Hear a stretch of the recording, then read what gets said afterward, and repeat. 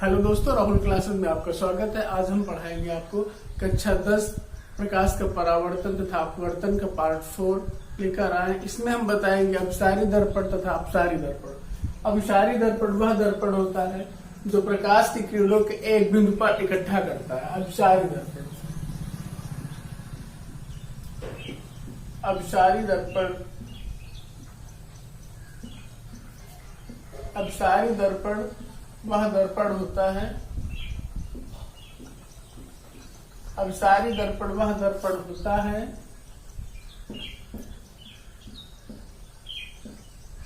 जो प्रकाश के किरणों के एक बिंदु पर इकट्ठा करता है।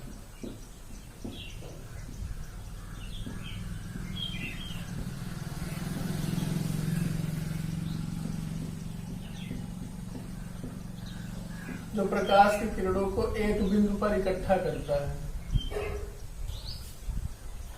एक बिंदु पर एकत्रित करता है या इकट्ठा करता है।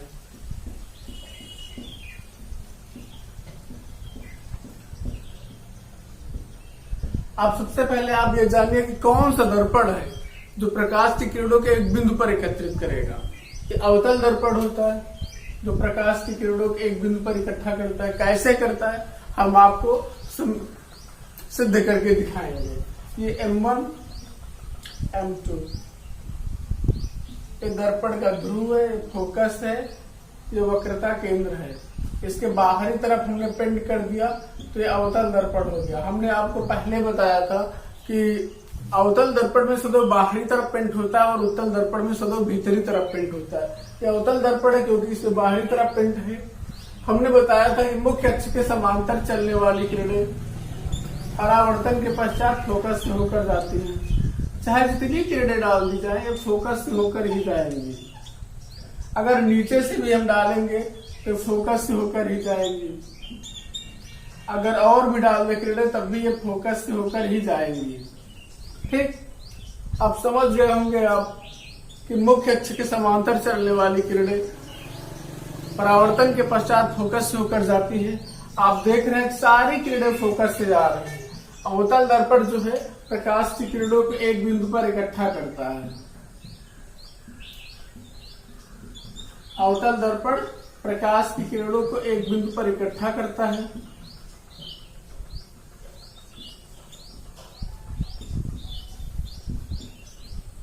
अवतल दर्पण प्रकाश की किरणों को एक बिंदु पर इकट्ठा करता है।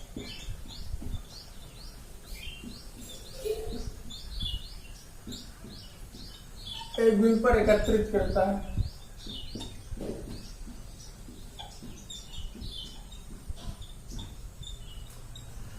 ये होता है अभिसारी। अभिसारी में मतलब होता है जो प्रकाश किरणों के एक बिंदु पर इकट्ठा करे, उसे हम अभिसारी दर्पण बोलते हैं। अब अपसारी दर्पण के बारे में हम जानेंगे। अपसारी दर्पण क्या होता है।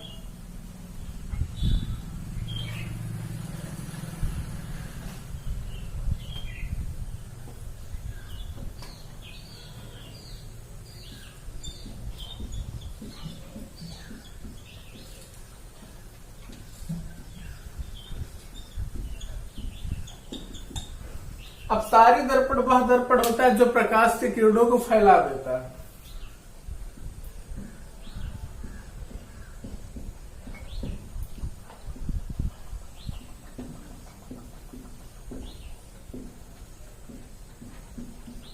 अपसारी दर्पण वह दर्पण होता है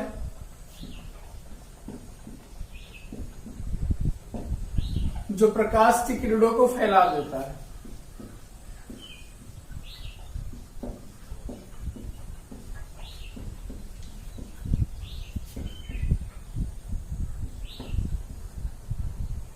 जो प्रकाश की किरणों को फैला देता है।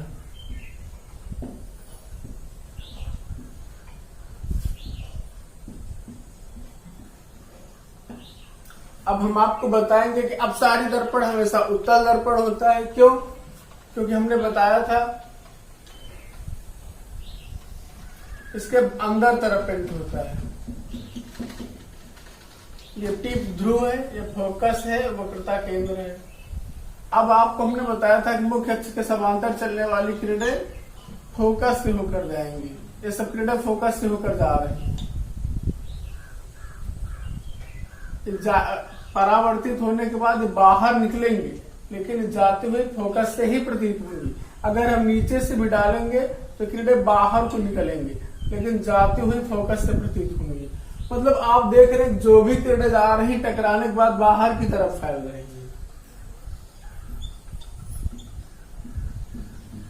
ये किरणें बाहर की तरफ फैल रही है, इसलिए उत्तल दर्पण अपसारी होता है, प्रकाश की किरणों को फैला देता है। रोड, सड़क किनारे, गलियों में लगे हुए जो लाइट होते हैं उनमें उत्तल दर्पण का प्रयोग किया जाता है, क्योंकि लाइट को फैला देता है, तो काफी रास्ते में प्रकाश फैला जाता है।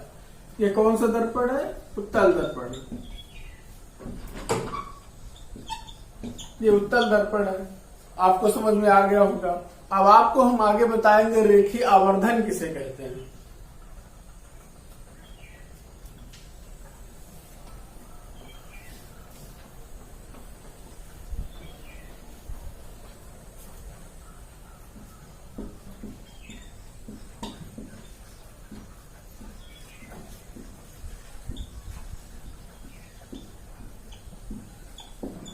रेखीय आवर्धन होता क्या चीज है, अब आपको हम बताते हैं। प्रतिबिंब की लंबाई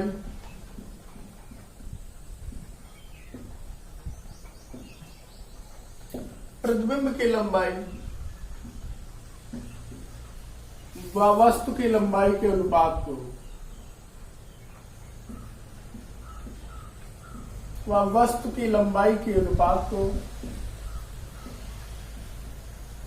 प्रतिबिंब की लंबाई व वस्तु की लंबाई के अनुपात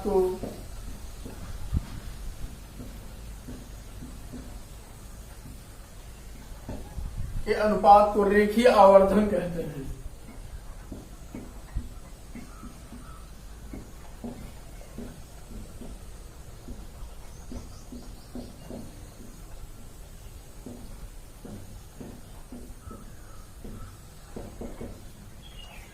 अब जैसे कोई दर्पण है, सपोज दैट इसके बाहर तरफ हमने पेंट कर दिया, तो ये हो गया अवतल दर्पण। ये हो गया P पॉइंट, M1, M2। ये फोकस है, वक्रता केंद्र है। तो हमें पता है मुख्य अक्ष के समांतर चलने वाली किरणें परावर्तन के पश्चात फोकस से होकर जाती है। मान लीजिए यहाँ पे कोई वस्तु, दूसरी किरण वक्रता केंद्र से होकर गई और टकराने के बाद यहाँ आ गई। मान लीजिए, समझाने के लिए बता रहे हैं, यहाँ प्रतिबिंब बन गया, तो इसकी जितनी लंबाई और इसकी जितनी लंबाई है, मान लीजिए 4 सेंटीमीटर है और ये 2 सेंटीमीटर है, तो प्रतिबिंब की लंबाई, ऊपर प्रतिबिंब की लंबाई 2 सेंटीमीटर और वस्तु की लंबाई 4 सेंटीमीटर, इसी के अनुपात को रेखीय आवर्धन कहते हैं। आपको समझ में आ गया होगा, नहीं आया तो फिर दोबारा समझा रहे हैं।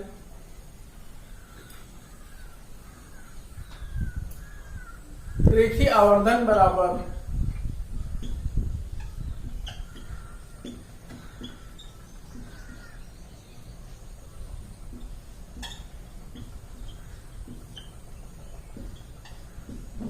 m बराबर प्रतिबिंब की लंबाई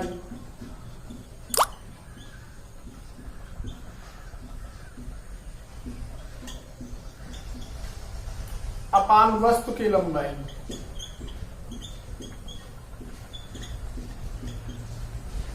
प्रतिबिंब की लंबाई अपान वस्तु की लंबाई के अनुपात को रेखीय आवर्धन कहते हैं। तो m बराबर I अपान O बराबर -B अपान U, ये फार्मूला होता है। आपको समझ में आ गया होगा। अब आपको हम आगे बताएंगे प्रकाश का अपवर्तन किसे कहते हैं।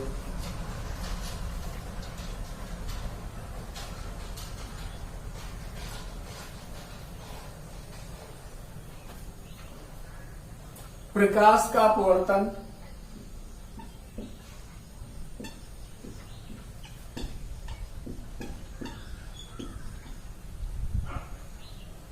पहले आपने परावर्तन जाना था, अब अपवर्तन जानेंगे। प्रकाश का अपवर्तन कैसे होता है, क्या चीज होता है, अभी आपको नहीं पता होगा, अब हम आपको बताएंगे आगे। जब कोई प्रकाश की किरण एक माध्यम से दूसरे माध्यम में जाती है तो अपने मार्ग से विचलित हो जाती है, इसे प्रकाश का अपवर्तन कहते हैं। जब कोई प्रकाश की किरण जब कोई प्रकाश की किरण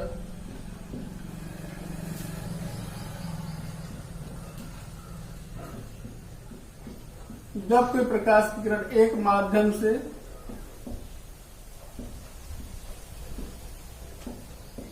माध्यम से दूसरे माध्यम में जाती है,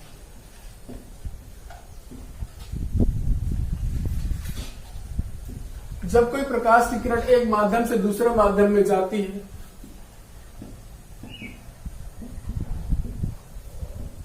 तो वह अपने मार्ग से विचलित हो जाती है। तो वह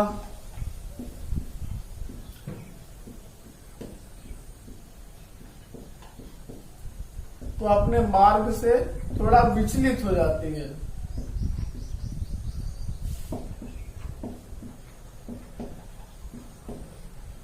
जब कोई प्रकाश की किरण एक माध्यम से दूसरे माध्यम में जाती है तो अपने मार्ग से थोड़ा विचलित हो जाती है, जिसे प्रकाश का अपवर्तन कहते हैं।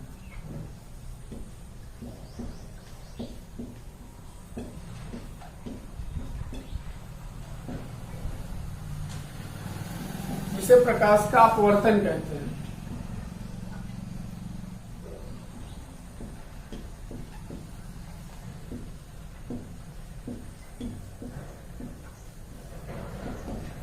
अभी आपको सिद्ध करके बताएंगे कि प्रकाश का अपवर्तन कैसे होता है।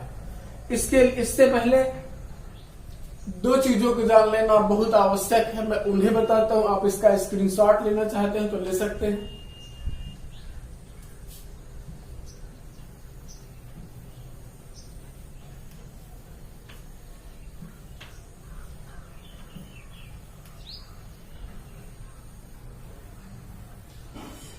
इसका पहला नियम यह है कि जब कोई प्रकाश की किरण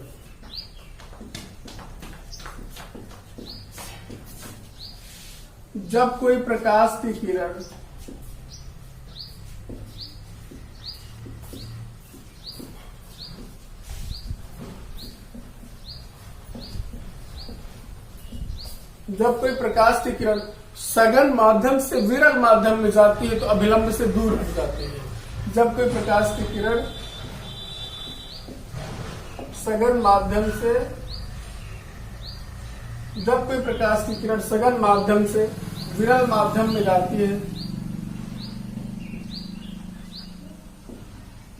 माध्यम से विरल माध्यम में जाती है, तो अभिलंब से दूर हट जाती है।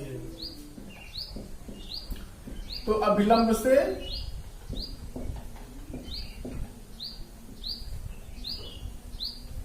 अभिलंब से दूर हट जाती है।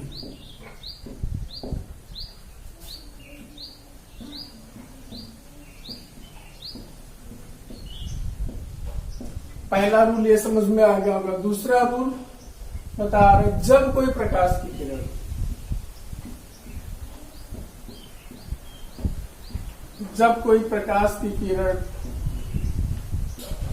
विरल माध्यम से सघन माध्यम में जाती है,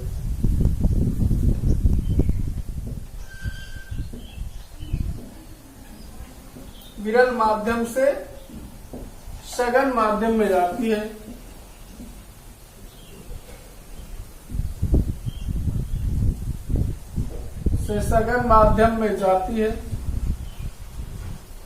विरल माध्यम से सघन माध्यम में जाती है, अभिलंब की ओर झुक जाती है। जब कोई प्रकाश की किरण अगर सघन से विरल में जाएगी तो अभिलंब से दूर हटेगी, लेकिन अगर कोई प्रकाश की किरण विरल से सघन में जाएगी तो अभिलंब की ओर झुक जाएगी। सघन माध्यम में जाती है तो अभिलंब की ओर झुक जाती है।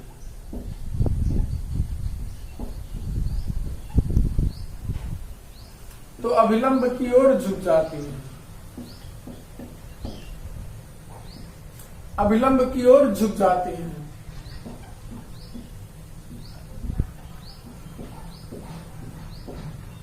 आप इसे नोट कर लीजिए। इसके बाद हम ये सब सिद्ध करके बताएंगे कि सघन माध्यम क्या होता है, विरल माध्यम में क्या होता है, इसमें कैसे अभिलंब की ओर झुकेगी, कैसे दूर जाएगी, ये सब हम आपको बताते हैं।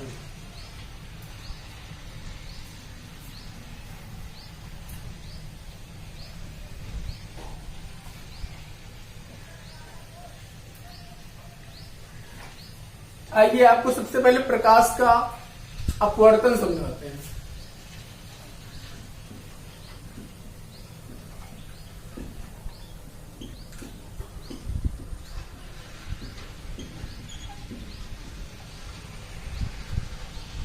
प्रकाश का अपवर्तन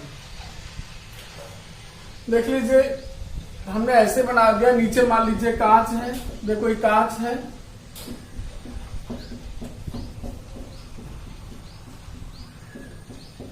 ये नीचे क्या है, कांच है, ऊपर क्या है, वायु। वायु मीन्स हवा। जब कोई प्रकाश, हवा हल्की होती है, कांच थोड़ा कठोर होता है, कठोर मतलब सघन होता है, कांच हल्की होती है मतलब विरल होती है।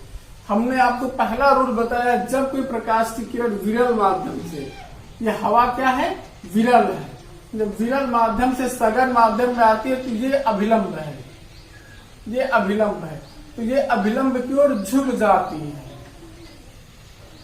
आपको समझ में आ गया होगा। ये आपतित किरण है,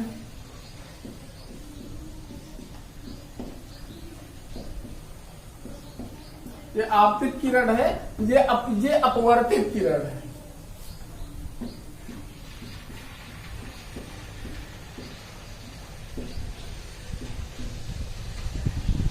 ये अपवर्तित किरण आप देख रहे हैं, जब वायु से कांच में आई तो अभिलंब की ओर झुक गई। अगर यही किरण हम कांच से वायु में डालते तो अभिलंब की ओर झुक जाती, अभिलंब से दूर हटती। हमने आपको पहले बताया, जब कोई किरण विरल माध्यम से सघन माध्यम में आएगी तो विलंब की ओर झुकेगी, विरल से अगर सघन में आएगी तो विलंब की ओर झुकेगी, अगर सघन से विरल में जाएगी तो विलंब से दूर भागेगी। अब आपको हम दोबारा समझा रहे हैं, अभी आप समझ चुके हैं कि विरल से अगर सघन में जाएगी तो विलंब की ओर झुक जाएगी। अब मान लीजिए ऊपर कांच है, ये कांच है, ये ऊपर वाला कांच है, ये कांच है, और नीचे क्या है, वायु। वायु, इसे एयर बोलते हैं अंग्रेजी में, इसे ग्लास बोलते हैं। आ गया होगा समझ में। अब ऊपर जब कांच है, तो जब कोई प्रकाश की किरण सघन माध्यम से विरल माध्यम में जाती है तो क्या होता है, सघन माध्यम से विरल में जाएगी तो अभिलंब से दूर भागेगी, अगर विरल से सघन में आएगी तो विलंब की ओर झुकेगी। सघन में मतलब अभिलंब की ओर झुकेगी, तो विरल में अभिलंब से दूर भागेगी। अब ये विरल माध्यम है, ये विरल माध्यम है, और ये सघन माध्यम है।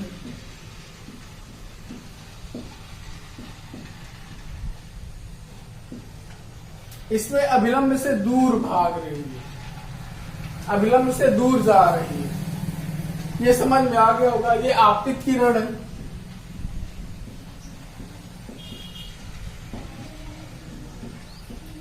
और नीचे वाला जो नीचे है अपवर्तित किरण है। ये किरण कौन सी, अपवर्तित किरण है।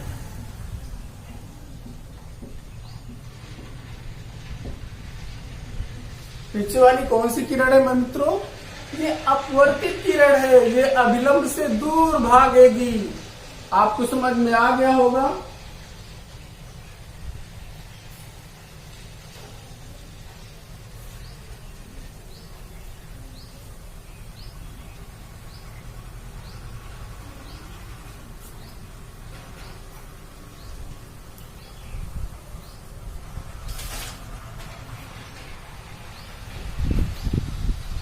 अब हेडलाइंस डाल लीजिए, अपवर्तन के नियम।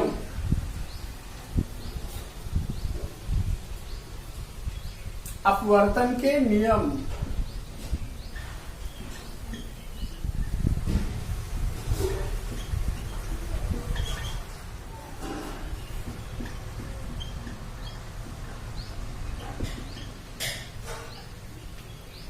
इसका पहला नियम होता है आपतित किरण,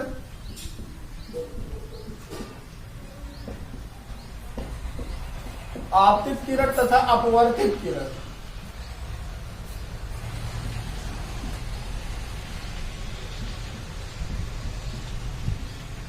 आपतित किरण तथा अपवर्तित किरण आपतन बिंदु पर अभिलंब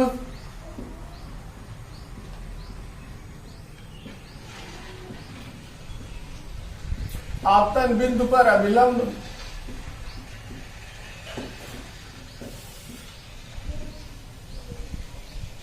आपतित किरण तथा अपवर्तित किरण आपतन बिंदु पर अभिलंब तथा आपतित किरण तथा अपवर्तित किरण आपतन बिंदु पर अभिलंब तथा तीनों एक ही तल में होते हैं।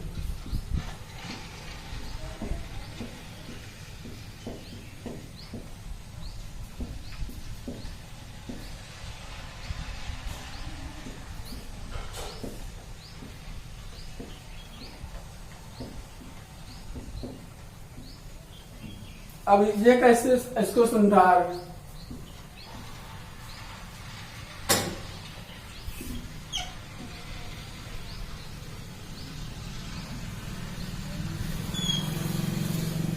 ये मान लीजिए वायु से कोई किरण आई, यहाँ पर आवर्तित हुई, ऊपर वायु है, वायु मतलब विरल माध्यम एयर, ऊपर एयर है, वायु ऊपर वायु है यानी विरल माध्यम ऊपर है।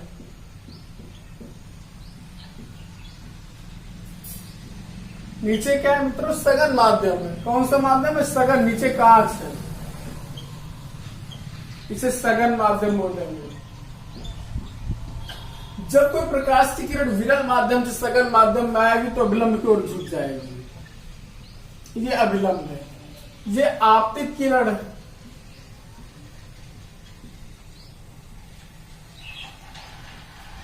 आपतित किरण है।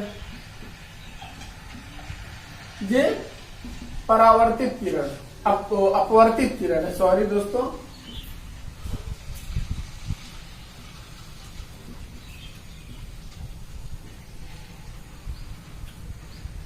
ये आई है, ये आर है।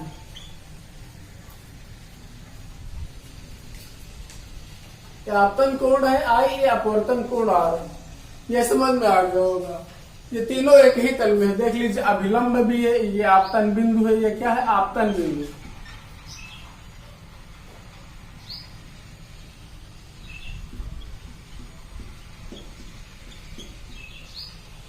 ये आपतन बिंदु है, ये अपवर्तित किरण है, अपापतित किरण है, अभिलंब, तीनों एक ही तल में, एक ही जगह पे टच हो रहे हैं ना। ये किरण, ये और ये अभिलंब, आपतित किरण, आपतन बिंदु और अपवर्तित किरण, तीनों एक ही तल में है ना, एक ही। और दूसरा नियम हम आपको बताते हैं।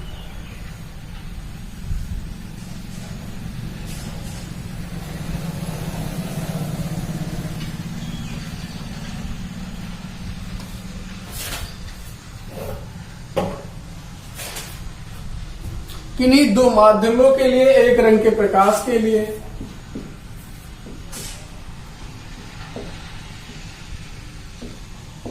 किन्हीं दो माध्यमों के लिए,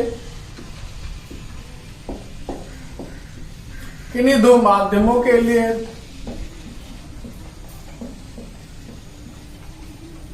किन्हीं दो माध्यमों के लिए तथा एक रंग के प्रकाश के लिए तथा एक रंग के प्रकाश के लिए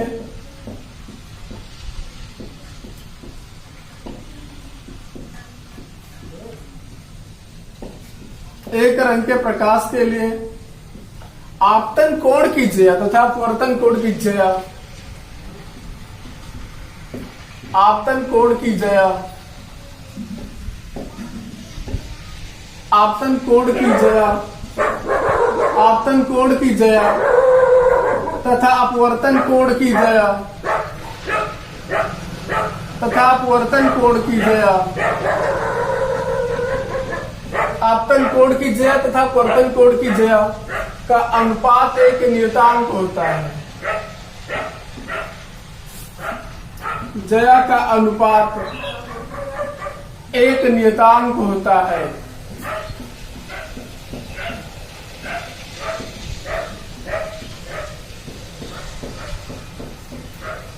अब इसको समझ लीजिए। जैसे मान लीजिए कोण आपको बताए थे, ये वायु है, कोई किरण आई, कोई विरल माध्यम से आई, सघन माध्यम में गई, अभिलंब की ओर झुक गई। ठीक, ये कोण आई है, ये आर है, ये स्थैगन विरल माध्यम है ऊपर वाला, और नीचे वाला स्थैगन माध्यम, क्योंकि नीचे कांच है, नीचे क्या है, कांच। तो इसका जो दो आपतन कोण की जया मतलब ये, और अपवर्तन कोण की जया मतलब आर, इनका अनुपात जो कोण होंगे, ऊपर वाला कोण आपतन कोण और अपवर्तन कोण, ये जो कोण होंगे इनका अनुपात एक कांस्टेंट होगा। जैसे कि इसको हम ऐसे लिखते हैं, sine i upon sine r बराबर नियतांक। ठीक, इतना समझ में आ गया होगा। इसको आप इस आई को आपतन कोण बोलेंगे, अभी आगे हम बताते हैं।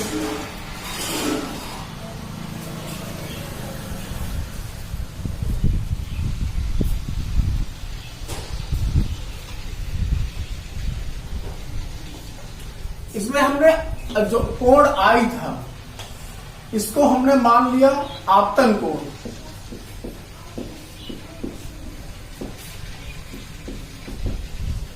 और जो साइन ये आर है इसको मान लिया अपवर्तन कोण।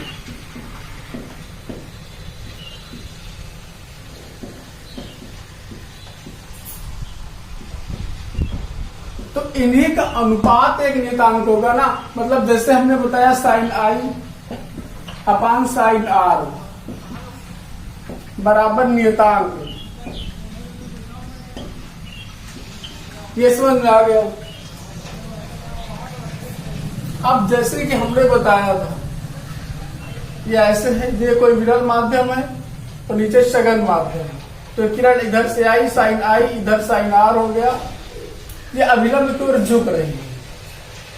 आप देखिए ये किरण इधर से आने के बाद इधर झुक रही है, ठीक, ये अभिलंब है।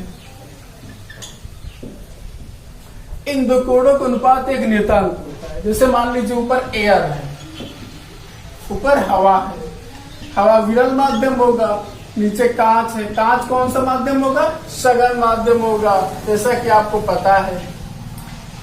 तो इनका जैसे अब मान लीजिए अपवर्तनांक कैसे कहते हैं। अब ये इसमें क्वेश्चन ऐसे आएगा,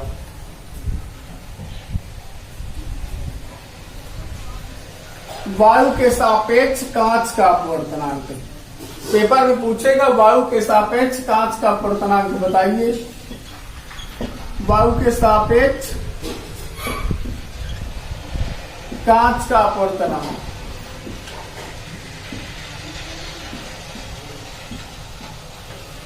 वायु के सापेक्ष कांच का अपवर्तनांक, इसको ANG बोला जाएगा, ANG।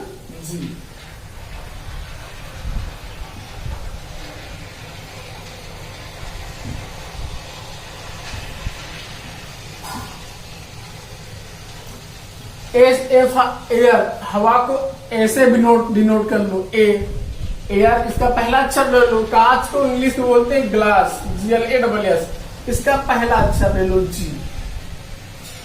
तो ANG, वायु के सापेक्ष कांच का अपवर्तनांक। इसका ये जो ANG लिखा है इसका मतलब हो गया वायु के सापेक्ष कांच का अपवर्तनांक, ठीक।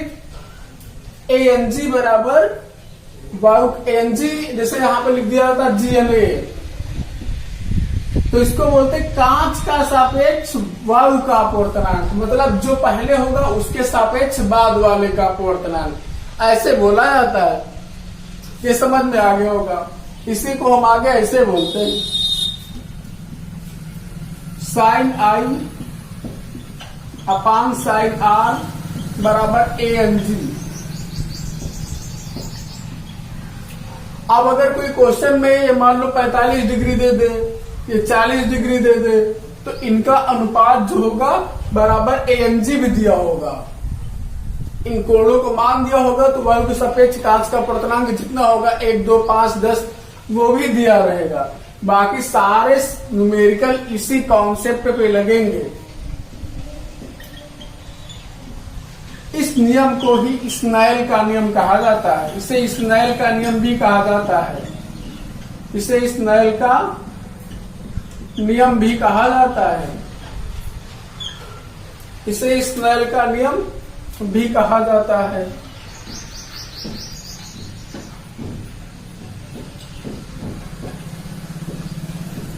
इतना नोट कर लीजिए।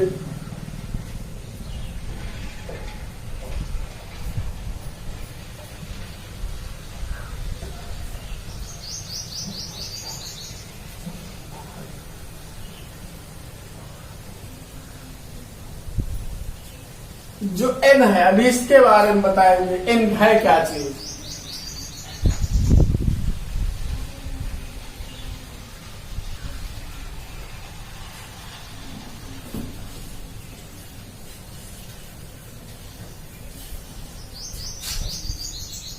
जो इस नियतांक को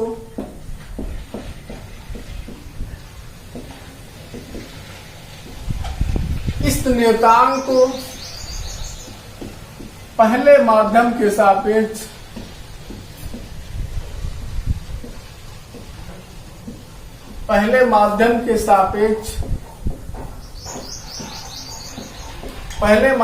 सापेक्ष दूसरे माध्यम का अपवर्तनांक कहते हैं। दूसरे माध्यम का अपवर्तनांक कहते हैं।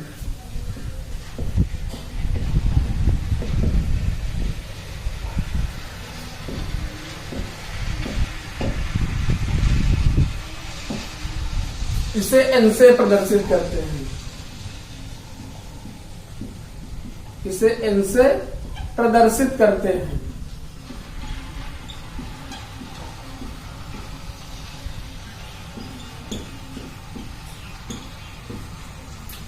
आज के लिए बस दोस्तों इतना ही। अगला पार्ट हम जल्दी लेकर आएंगे। उसमें काफी आगे लेंस के बारे में पढ़ाएंगे, लेंस कैसे बनता है और बहुत सारे टॉपिक उस पे होंगे। आज के लिए बस इतना ही। Thanks for watching. Thank you. Please like and subscribe.